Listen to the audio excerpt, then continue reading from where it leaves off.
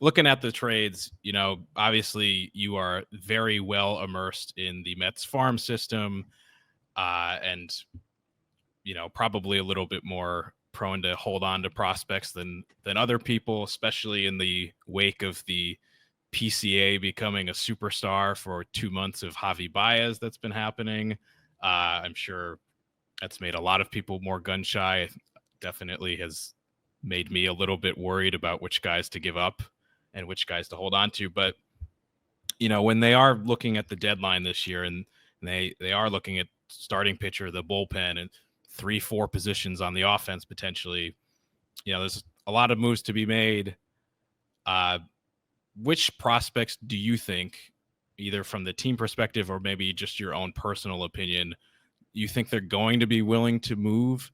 And then who are these guys that are untouchable, or at least as close as untouchable gets for Stearns at the front office?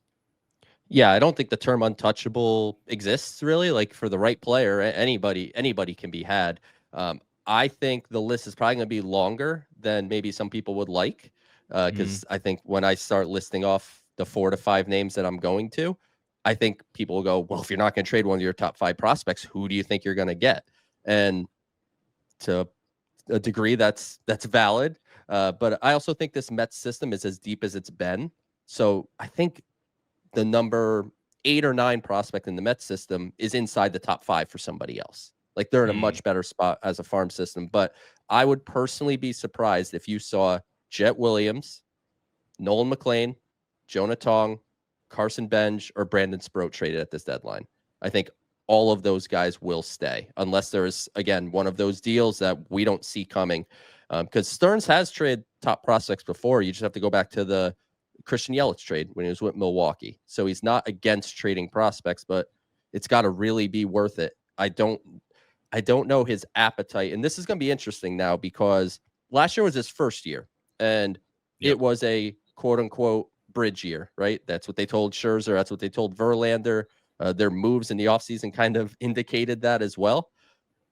So if that's their thing, that okay, last year was going to be not aggressive for that purpose. Like, hey, we're playing good, so we have to do something for the roster, but we're not going to go crazy because we don't really think we're at that level. But then you sign Juan Soto for $765 million. You bring back Pete Alonso. You bring back Sean Manaea. You make, other moves throughout the roster. Now there's a little more pressure that you have to do something, and it's not just fill in with just the cheapest kind of things that you could get. But I do think they can be semi-aggressive or more aggressive, certainly than they were last year, while keeping those top 5 guys. And that gives you, names like Ryan Clifford, who you mentioned earlier, names like Jesus Baez, names like Drew Gilbert. But I would keep a real close eye on the pitching depth of the system, names that maybe not even in the top 10, guys like Jonathan Santucci, guys like Jack Wenninger. Teams have been scouting Mets arms up and down the minors, and they're doing a really good job of developing them. So don't be surprised when the Mets make their 3 trades or however many trades they make in the next 11 days, if most of the players moved are pitchers. Yeah, I could see Tidwell maybe being in the mix. Yeah, there Tidwell, that's if another the name. team believes in him. He's definitely been rocky ever since he got called up to AAA last year and kind of mixed results in the major leagues this year. Though I would argue that it shows you that Stearns is not a Tidwell guy based on how they have handled him this year. If they really called him up in a pinch a few different times and have done the taxi squad thing for him. So I could see him getting moved in a deal for sure.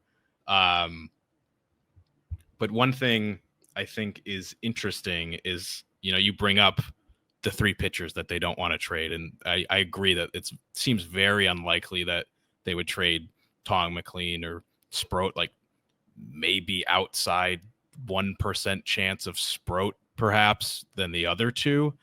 But you bring them up, and let's keep Tong out of this. He's in AA. I know sometimes guys can get called up from AA and have an impact, but it's pretty rare. He's a young guy. But between Nolan McLean and Brandon Sproat, if they are so valuable and they are right there dominating at the AAA level for now, Sproat's overall numbers are not great. but 23 consecutive innings without allowing a run. McLean's been great the whole year in both AA and AAA. Why such a hesitance and conservative approach for the Mets to call up either of them, especially during this stretch where they have desperately needed a guy, and we've had to watch guys like Paul Blackburn and Brandon Waddell and Justin Hagenman and Alex Carrillo pitch these bulk innings, and they've given away a lot of games with that approach for a team that I don't think can afford to be just punting games away. The Mets Sporkle for the 2025 season is going to be fascinating to try in the offseason, just everyone who played for this team. But what I have heard and what David Stearns has also spoken about is he doesn't want to call up top prospects to spot start or to make a start or two with the intention of going back down. We could disagree with that, and to a real degree, I do. I certainly didn't want to watch Brandon Waddell and Justin Hageman pitch seemingly every turn through a rotation and then bullpen games. So like I totally get the frustration, but the idea is he saw where Senga was at. He saw where Minaya was at. And right now the Mets have a full rotation, right? Like everyone, knock on wood, everyone's healthy, everyone's good. They have a full rotation right now. And do I think we're going to see Nolan McLean and Brandon Sproat this year? At least one of them, one way or another, if not both. Ultimately, the Mets haven't had their last pitching injury. I think that's probably very fair to say.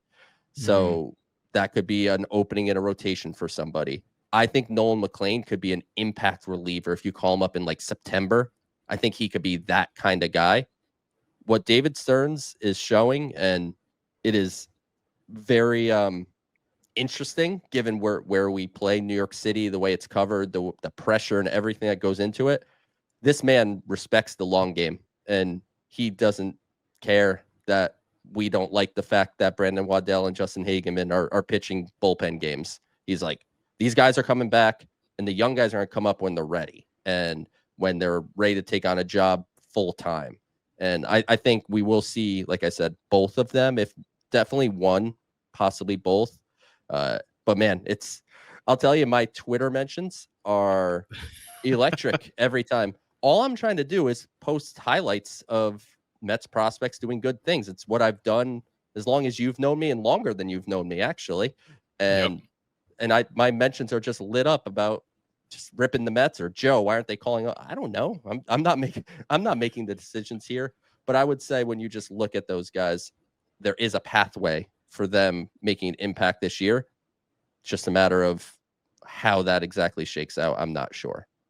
Yeah, I am curious if we'll see either or both of them as relievers, like you had mentioned. If you look back to David Stearns' days in Milwaukee, he did do this a few times with their young starting pitching prospects that eventually became frontline guys, but they first came up as relievers that made impacts in some of their playoff runs. So I do wonder if maybe we see that maybe after the deadline. I would hope it would be before September, because a lot can happen between now and then, but it could be an interesting lever for them to pull, especially based on who they can and can't get at the trade deadline for the bullpen.